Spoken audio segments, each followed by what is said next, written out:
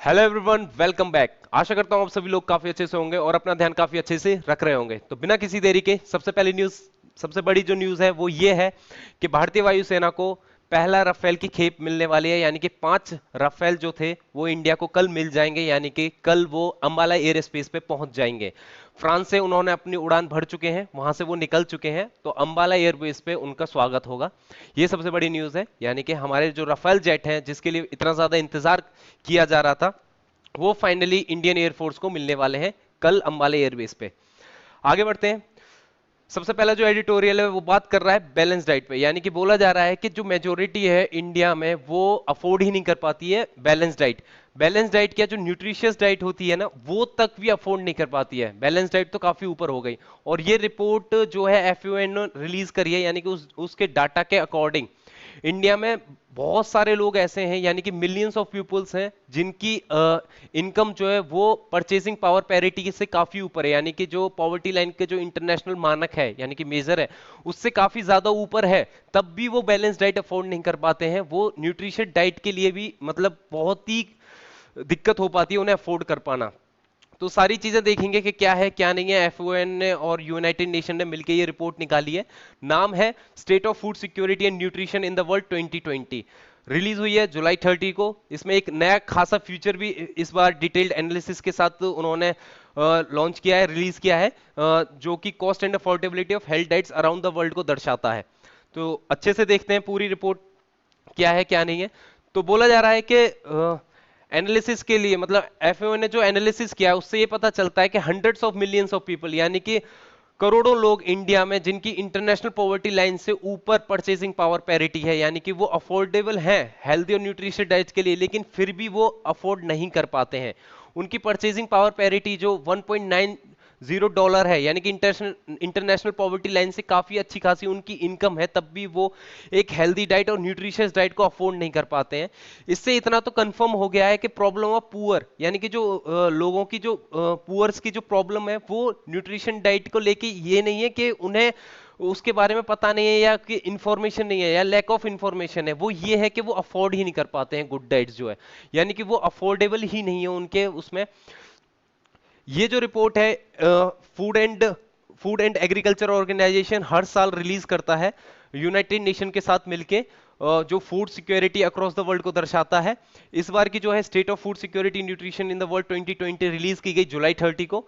इसमें एक नया डिटेल फीचर भी जोड़ा गया जो जो कि दर्शाता था cost and affordability of healthy diets around the world. अब हम एक बार देख लेते हैं फूड एंड एग्रीकल्चर ऑर्गेनाइजेशन के बारे में। फूड एंड एग्रीकल्चर ऑर्गेनाइजेशन जो है ये स्पेशलाइज्ड एजेंसी है यूनाइटेड नेशन की, यानी कि 6 एजेंसी हैं स्पेशलाइज्ड एजेंसी जो है यूएन की, उसमें से एक है एफ एंड एओ। ये 1945 को स्टैब्लिश की गई। इसका जो हेडक्वार्टर है वो रोम में है, इटली में। पेरेंट ऑर्गेनाइजेशन इसकी इकोसॉक है, यानी कि United Nation economic and social council, इकोसॉक। और इसका जो डायरेक्टर है वो है को डोंग्यू, ये चाइनीज हैं, ये इनके डायरेक्टर हैं।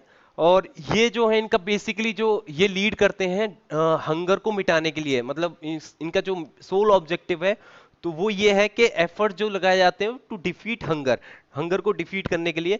और एज पर द रिकॉर्ड्स ये एक न्यूट्रल फोरम है जो कि डिबेट कराती है पॉलिसीज वगैरह के ऊपर, नेगोशिएशंस क्रिएट कराती है कि जो all over the world countries मिलें और अपने नेगोशिएशंस रखें, अपनी पॉलिसीज पे डिबेट करें, जिससे एक कंक्लूसिव और इफेक्टिव पॉलिसीज बनाई जाए।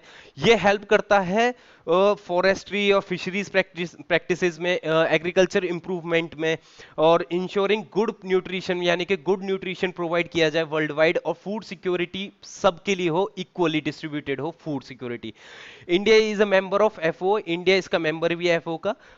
एफओ का जो लोगो है उसमें आपको दिख रहा होगा फिएंट पेनिस। इसका मतलब ये है, ये फ्रेंच वर्ड है, इसका मतलब है फूड फॉर ऑल।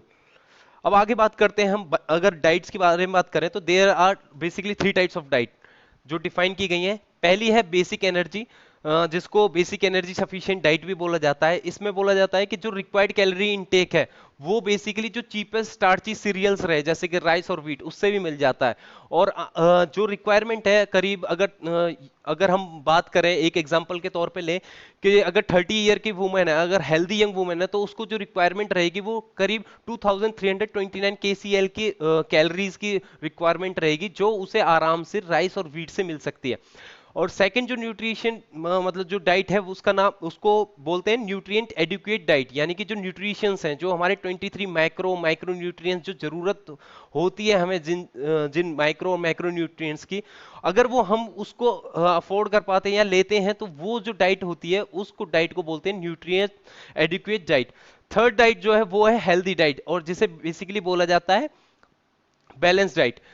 इसमें क्या होता है, जो हमारे कैलोरीज हैं यानी कि मैक्रो माइक्रो न्यूट्रिएंट्स के साथ साथ जो हमें और कैलोरीज एक्सेप्शन मतलब जो चाहिए होते हैं, जो एक इसमें क्या होता है बेसिकली, इसमें ये एक डाइवर्स डाइट होती है जिसमें जो हम पूरे जो माइक्रो न्यूट्रिएंट्स होते हैं वो बेसिकली एक या दो आइटम से ना लेके जो बहुत सारे सेवरल फूड ग्रुप्स होते हैं वहां से लेते हैं।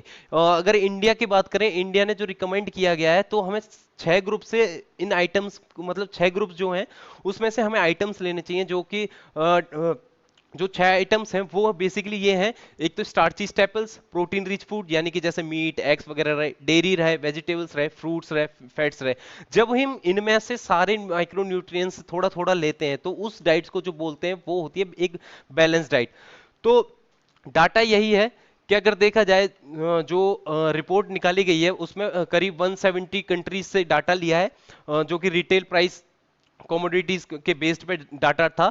तो उस डाटा के अकॉर्डिंग जब जो फाइंडिंग देखी गई साउथ एशिया में, उसमें ये देखा गया, उसमें जो फाइंडिंग देखी गई उसमें सबसे पहली फाइंडिंग ये थी कि जो एनर्जी सफिशिएंट डाइट है या जो सीरियल से जो मिल जाती है वो करीब 80% यानी कि जो चाहिए होती है डाइट वो साउथ एशिया में आराम से अफोर्डेबल है।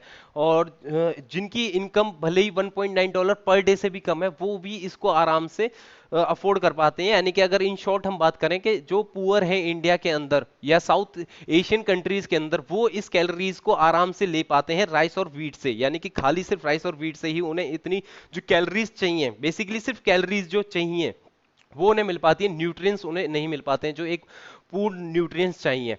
दूसरी रिपोर्ट दूसरी फाइंडिंग ये थी रिपोर्ट की कि जो न्यूट्रिएंट एडुकेट डाइट है, यानी कि जो दूसरे नंबर की डाइट थी बैलेंस डाइट से ऊपर, वो कॉस्ट जो अराउंड करती है $2.12 पर डे, जो कि बहुत ज्यादा इंटरनेशनल पॉवर्टी लाइन से काफी ऊपर पड़ जाती है। तो इस वजह से जो ये अनअफोर्डेबल हो जाती है काफी ज्यादा, मतलब बोला जाए तो मेजोरिटी के लिए, क्योंकि इंडिया में भले ही उनकी इनकम बहुत ज्यादा है, मतलब इस पॉवर्टी लाइन से ऊपर है, करीब 60% के करीब इंडिया में पॉवर्टी लाइन से तो ऊपर है ही है, लेकिन फिर भी वो अफोर्ड नहीं कर पाते हैं। वो इसलिए क्योंकि इंडिया में क्या है, इंडिया क्या या साउथ एशिया में अगर हम पूरा देखें तो सिर्फ 63% जो टोटल एक्सपेंडिचर होता है वो फूड पे करा जाता है, बाकी के 37 एक्सपेंडिचर वो नॉन फूड एसेंशियल्स के लिए बचा के रखते हैं।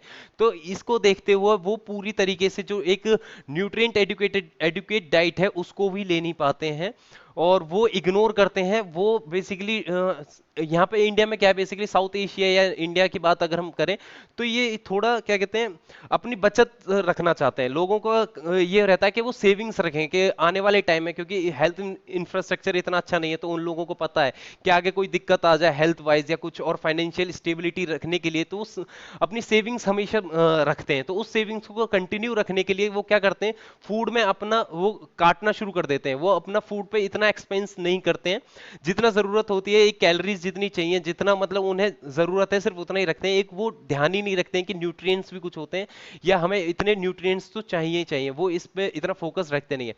तीसरी जो फाइंडिंग ये थी कि जो हेल्दी डाइट की कॉस्ट होती है अराउंड $4 पर डे की जो एक डाइट रहती है पर पर्सन के लिए। अब देखा जाए तो इंडिया में ऐसे कई वो हैं, मतलब अगर इनकम की बात करें तो काफी ज्यादा हैं जो पर डे की जो इनकम है, यानी कि 4.07 का डे का अगर हम निकालें उससे काफी ज्यादा कमाते हैं, लेकिन वो भी तब भी बैलेंस डाइट की को अफोर्ड नहीं करते हैं। वो भी सिर्फ न्यूट्रिशन डाइट पे ही अटके रह जाते हैं, जो उन्हें बेसिकली मिल जाती है सीरियल से, पल्सेस से, meat chicken eggs milk vegetable fruits, यानी कि वो लेते तो हैं इन सब में से, लेकिन वो पूरी बैलेंस डाइट ना रह के, एक्सेसिव ना लेके सिर्फ एक हेल्दी मील तक ही सीमित रह पाते हैं। जो एक बैलेंस डाइट चाहिए वो इसको भी अफोर्ड नहीं कर पाते हैं। तो यही रिपोर्ट में बताया गया, उसमें बताया कि 18% ऑफ साउथ एशियंस, यानी कि अगर नंबरिंग में हम बात करें तो करीब 586 million people can not afford the nutrient adequate diet, और 58% ऑफ अ पीपल यानी कि करीब 1337 million people can not afford the healthy diet, यानी कि हेल्दी डाइट तक वो पहुंच ही नहीं पाते हैं। 80% तो न्यूट्रिशन डाइट भी नहीं ले पाते हैं। तो इतना ज्यादा मतलब आपको डिफरेंस दिख रहा होगा कि खाने के लिए भी इतनी ज्यादा दिक्कत है। अब हम अगर बात करें अफोर्डेबिलिटी को लेके, तो जो इंडिया का इंडियन पॉवर्टी लाइन है वो 2011-12 में डिफाइन किया गया बाय तेंदुलकर कमेटी। उसमें बताया गया कि जो इंडिया का पर डे का जो पॉवर्टी लाइन है, यानी कि पर डे का जो अर्बन एरिया में चाहिए पर डे का जो अर्निंग है वो करीब ₹33 पर डे होनी चाहिए। तब वो अफोर्ड कर पाएगा एक मतलब अपना गुजार बसर कर पाएगा, अगर वो ₹33 पर डे के कमा रहा है, अगर यानी कि वो पॉवर्टी लाइन से ऊपर है। और अगर हम रूरल एरिया की बात करें तो ₹27 पर डे अगर वो कमा रहा है तो वो पॉवर्टी लाइन के ऊपर है। ये जो इंडियन पॉवर्टी लाइन है, अगर हम इसे इंटरनेशनल पॉवर्टी लाइन के बेसिस पे अगर हम देखें तो वो उससे काफी ज्यादा नीचे है, क्योंकि ये जो ₹33 या ₹27 ये $1 भी काउंट नहीं करते हैं अगर हम international purchasing parity, power parity की लेकर बात करें, तो उसमें $1 भी नहीं वो करते हैं। तो जो इंडिया जो SOFI यानी कि सोफी ने जो रिपोर्ट बनाई है, FOA ने जो रिपोर्ट बनाई है, उसमें जो एक डेटम लिया है वो $1 पर डे का लिया है। तो इंडिया में तो उतना भी हम अचीव नहीं कर पा रहे हैं। हमारी पॉवर्टी लाइन जो है इंटरनेशनल पॉवर्टी लाइन से भी काफी ज्यादा नीचे है। अगर हम इसकी लिमिटेशंस को, इसकी मेथडोलॉजी की लिमिटेशंस को अगर नजरअंदाज करें तो यहां से हम सिंपल और क्लियर एक क्रिस्प मैसेज हम आराम से देख सकते हैं। पहला ये कि जो पुअर हैं ऑफिशियली इंडिया में, वो इंडिया के जो जो इंटरनेशनल नॉर्म है यानी कि 1.9 पर डे डॉलर है, उससे काफी ज्यादा नीचे हैं। इस वजह से वो इस न्यूट्रिएंट एडुकेट डाइट को इसीलिए ले ही नहीं पाते हैं। अगर दूसरी बात करें तो जो सेकंड ये देखी जाए कि इनकम भले ही को काफी लोगों की इंटरनेशनल पॉवर्टी लाइन से ऊपर हो, यानी कि मेजोरिटी में फिर भी ऊपर हो, लेकिन वो तब भी हेल्दी डाइट को अफोर्ड नहीं कर पा रहे हैं। तो अगर हमें इन सब माल न्यूट्रिशन जैसी चीजों को और फूड इनसिक्योरिटी जैसी चीजों को अगर हमें मिटाना है, तो हमें ये जो प्रॉब्लम है, जो जिसकी वजह से ये पॉवर्टी की वजह से जो प्रॉब्लम है, हमें इसको बेसिकली पहले इरेडिकेट करना पड़ेगा और अफोर्डेबल बनानी पड़ेगी। हेल्दी डाइट जो है उनको काफी ज्यादा अफोर्डेबल बनाना पड़ेगा। ये बेसिकली बात बोली जा रही है। अगर हम देखें तो अगर कि क्या ये इतना भी नहीं बनता है कि एक न्यूट्रिशियस मील यानी कि एक टाइम का खाना प्रॉपरली पूरी मेजोरिटी को मिलना चाहिए इंडिया में। अभी प्रधानमंत्री गरीब कल्याण अन्न योजना जो है वो नवंबर 2020 तक बढ़ा तो दी है, जिसमें 5 kg वीट दिया जाएगा और राइस दिया जाएगा, या तो वीट होगा या राइस होगा, 1 kg दाल होगी या चने होंगे। तो वो हाउस होल्ड राशन कार्ड्स को दिया तो जा रहा है, ये काफी अच्छा वो है, लेकिन अगर देखा जाए तो ये एक इनएडुकेट मतलब पूरी तरीके से सफिशिएंट नहीं है। जितना हमारा मैसिव और ग्रोइंग प्रॉब्लम है माल न्यूट्रिशन को लेके, वो इसको बेसिकली बोला जाए तो टैकल नहीं करती है। न्यूट्रिएंट्स की तो बात कहीं हुई नहीं, क्योंकि चावल और वीट को खा के तो वैसे भी पेट भर ही रहे हैं लोग, न्यूट्रिएंट्स का उन्हें फिर भी नहीं पता है। तो एक अवेयरनेस भी फैलानी चाहिए कि यहाँ यहाँ से चीजें खानी चाहिए, खाली सिर्फ चावल और रोटी पे ही पूरी तरीके से डिपेंड नहीं होना चाहिए। हमें पल्सेस, सीरियल्स, एग्स, मिल्क, इन सब पे भी अपने क्या कहते हैं मील को इंक्लूड करना चाहिए अपनी मील में, जिससे क्या कहते हैं लोअर लेवल पे जो है यानी कि जो पॉवर्टी लाइन के नीचे भी हैं उनको भी एक अफोर्डेबल न्यूट्रिशियस डाइट एटलीस्ट मिल सके। हेल्दी डाइट ना मिलके एक न्यूट्रिशियस डाइट तो उन्हें कम से कम मिले। तो that's all for this topic. आगे बात कर रहे हैं कि न्यूज ये है कि PM care fund can not go to NDRF. अभी ये बोला गया है इसमें कि पीएम केयर जो है वो पब्लिक चैरिटेबल ट्रस्ट नहीं है और उसमें कोई भी कंट्रीब्यूट कर सकता है। तो इस मिसकंसेप्शन को दूर करते हुए कि ये पब्लिक ट्रस्ट का नहीं है, ये पब्लिक चैरिटेबल ट्रस्ट है जो पीएम केयर है। तो इसका जो फंड है वो स्टेटरी फंड जैसे कि एनडीआरएफ को नहीं ट्रांसफर किया जा सकता है, ऐसा सुप्रीम कोर्ट में गवर्नमेंट ने बोला है। हमारे लिए इंपॉर्टेंट हो जाता है पीएम केयर फंड। अगर पीएम केयर फंड की बात करें तो पीएम केयर फंड का जो फुल फॉर्म है वो ये है prime minister citizen assistance and relief in emergency situation fund, जिसे गवर्नमेंट ने सेटअप किया है पेंडेमिक के टाइम पे जो डिस्ट्रेस सिचुएशन है उससे हम आराम से कोप अप कर सकें। ये जो है ये पब्लिक चैरिटेबल ट्रस्ट है और इसके जो चेयरमैन है वो प्राइम मिनिस्टर हैं, और इनके अदर मेंबर्स इसमें इंक्लूडेड जो हैं वो डिफेंस मिनिस्टर हैं, होम मिनिस्टर हैं, फाइनेंस मिनिस्टर हैं। जो फंड है वो इनेबल करता है माइक्रो डोनेशंस, यानी कि 10 रुपए से भी हम अपना डोनेशन इसमें दे सकते हैं, मिनिमम 10 रुपए और मैक्सिमम कितना भी हम चाहें तो। अगर हम prime minister national relief fund की बात करें तो इसे बनाया गया था 1948 में, जवाहरलाल नेहरू जी ने बनाया था। उस टाइम पे जब पाकिस्तान से हमारे जो रिफ्यूजी मेंबर्स आए थे उनकी हेल्प के लिए, यानी कि जो रिफ्यूजीज वहां से आए थे पाकिस्तान से, उस टाइम पे डिस्प्लेस कर दिए गए थे पर्सन, उनकी हेल्प के लिए ये prime minister national relief fund बनाया गया था, पीएमएनआरएफ। और ये जो था ये करंटली वर्क करता है जो नेचुरल कैलिमिटीज होती हैं, जैसे फ्लड, साइक्लोन, अर्थक्वेक रहे, और साथ में जो किडनी का ट्रीटमेंट रहा, मतलब मेडिकल ट्रीटमेंट, जैसे किडनी ट्रांसप्लांटेशन रहा, सॉरी, कैंसर ट्रीटमेंट रहा, एसिड अटैक रहे, तो उसमें भी ये अपना जो है ये फंड प्रोवाइड कराता है, यहाँ से देता है। और जो डिस्पर्समेंट होता है फंड्स का वो प्राइम मिनिस्टर के अप्रूवल के बाद होता है, मतलब यानी कि इस फंड पे पूरा हक प्राइम मिनिस्टर का है। जब तक प्राइम मिनिस्टर अपनी नोट नहीं देते तब तक यहाँ से फंड रिलीज नहीं होता है। That's all for PMNRF and PM CARES. अब बात हो रही है कि जो इंडिया की फॉरेन पॉलिसी है, यानी कि उसमें अब थोड़ा सा चेंज लेके आना चाहिए। उसमें बोला जा रहा है कि अगर हम पुराने टाइम में देखें तो इंडिया एक इमर्जिंग पावर था, उस टाइम पे काफी ज्यादा चीजें एकदम से इंडिया उभर के आ रहा था, लेकिन अभी 20 साल का हम अगर इतिहास उठा के देखें तो काफी ज्यादा चीजें चेंज हो गई हैं। तो डिटेल में बोला गया है इसमें, अगर डीप हम देखें तो जो हमारी स्ट्रेटेजी रही है वो कहीं ना कहीं हमने खुद ही बिगाड़ी है, इस तरीके की चीजें इसमें बोली जा रही हैं। तो डिटेल में देखते हैं।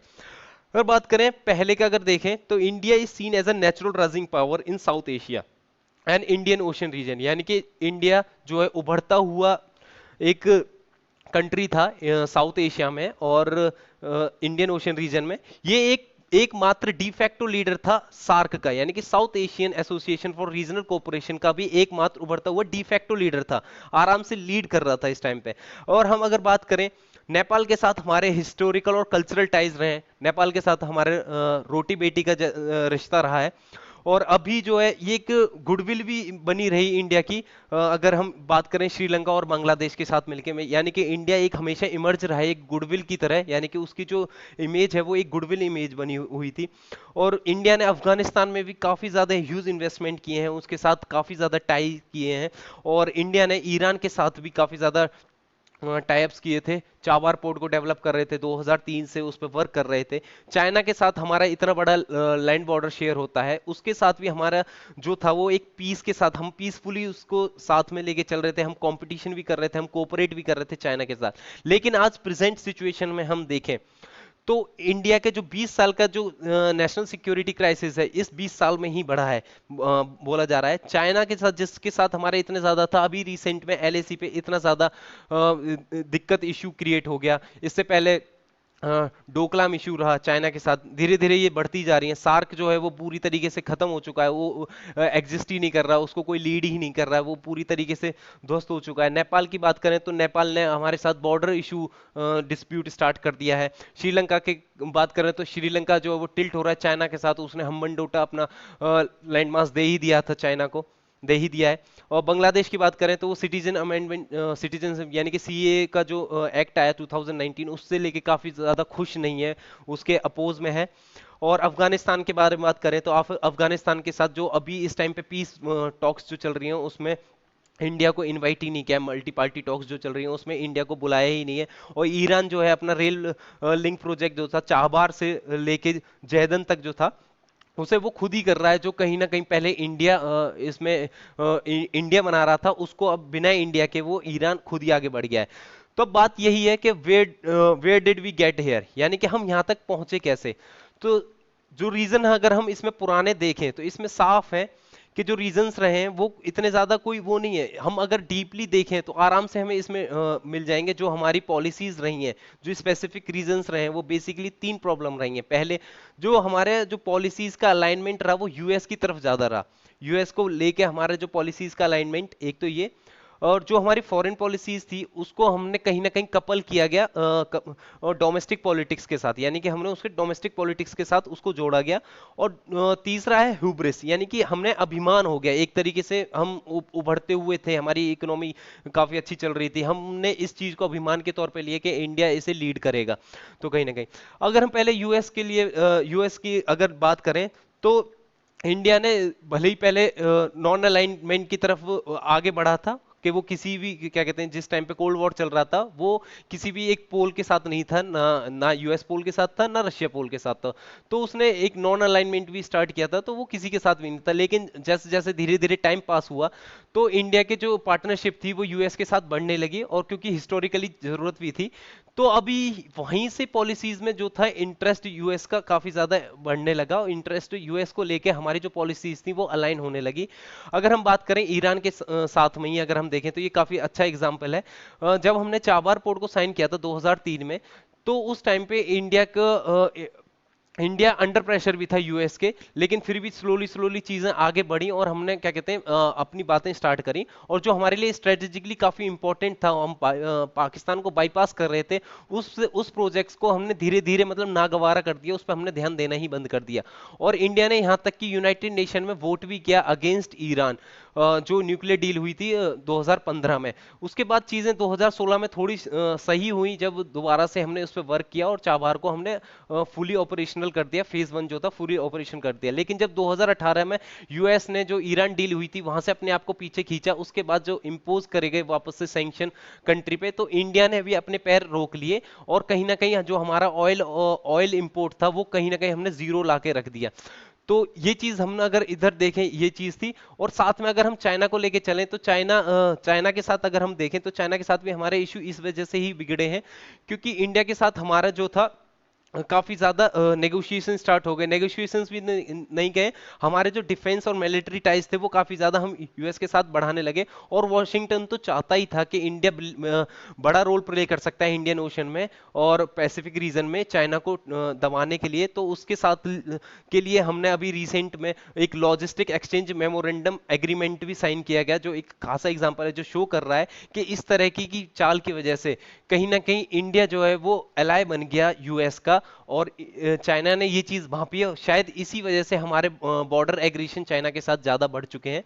और जो हमारा जो यूएस से जहां पूरी टक्कर थी चाइना से, तो वो कहीं ना कहीं एक एलाय हम बन के रह गए यूएस के, और इसी वजह से हमारा चाइना के साथ भी बॉर्डर डिस्प्यूट बढ़ता चला गया। तो वो अगर देखी जाए तो हमारी पॉलिसीज यहाँ पे फेल हुई, और इसी तरीके से जो हमारी नेबरहुड कंट्रीज थी उनके साथ हमारे जो अच्छे खासे जो रिश्ते रहते थे वो कहीं ना कहीं बिगड़ने लगे। पाकिस्तान के साथ तो हमारे काफी पहले से ही बिगड़े हुए थे, लेकिन इस टाइम पे तो पूरी तरीके से खत्म ही है। अगर हम डोमेस्टिक पॉलिटिक्स की बात करें तो जो हमारे जो डिसीजन गवर्नमेंट ने लिए, कहीं ना कहीं जो डोमेस्टिक ऑडियंस है उन्होंने भी माइंडसेट को चेंज किया और फॉरेन पॉलिसीज पे इसके काफी खासा असर पड़ा। पहला जो था वो था सीए को पास करना, उसकी वजह से काफी ज्यादा इसमें चीजों में दिक्कत आई थी, ऑल ओवर इंडिया डिस्ट्रेस था, एक दिक्कत बनी हुई थी। और यहाँ इसने बांग्लादेश ने तो पूरी तरीके से इसे अपोज भी किया, अफगानिस्तान के साथ भी इतने खासे कुछ था नहीं, पाकिस्तान ने तो पूरा अपोज ही किया। दूसरा जो था abrogation of A special status of Jammu Kashmir, Jammu Kashmir से उसका स्टेटस का राज्य का दर्जा लेके उसको एक यूनियन टेरिटरी बना देना, कहीं ना कहीं ये चीज भी दिक्कत दी आगे जाके। और चाइना ने ये चीज भी इस चीज के लिए भी लेके शायद रिटेलिएट किया हो, बॉर्डर जो डिस्प्यूट आज एलएसी में है उसकी वजह से बोला जा सकता है कि चाइनीज ने भी एग्रेसिवली मूव किया लद्दाख की तरफ। तो एक डोमेस्टिक जो पॉलिटिक्स थी वो भी कहीं ना कहीं हमारे जो फॉरेन पॉलिसीज की उसको कहीं ना कहीं दिक्कत दे रही थी। अगर हम बात करें हुब्रिस, अब अभिमान कैसे हुआ, अगर बात करें जाए कि जो हमें कॉन्फिडेंस जो होता है अगर उसको गलत मिसप्लेस कर दिया जाए तो वो दिक्कत ही देता है। अगर हम एक राइजिंग पावर थे, अगर हम बात करें जो ग्रेट पावर्स रही हैं उन्होंने हमेशा अपने लिए वेट किया है, एक सही टाइम का वेट किया है, तब वो खड़े हुए हैं एकदम दुनिया के आगे। ऐसी ही गलती अगर देखा जाए तो जो मिसप्लेस कॉन्फिडेंस जैसी एक गलती थी, जैसे सोवियत यूनियन ने कही, जैसे ही सेकंड वर्ल्ड वॉर खत्म हुआ वो एक सुपर पावर बनने की तरह दिखाने लग गया, तो उसी वजह से एक कोल्ड वॉर स्टार्ट हो गई थी और यूएसएसआर जो टूट के पूरी तरीके से बिखर गया 1990 में, और रशिया पूरी तरीके से बिखर गया यूएसएसआर, और जिसके टुकड़े हो गए, जिसमें रशिया काफी बड़ा एक अलग कंट्री बन के निकला।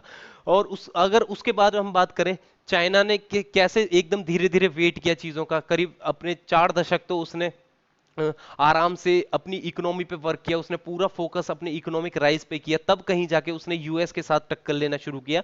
और यूएस के बाद जो उभरती हुई जो एक जीडीपी है वो चाइना की ही है।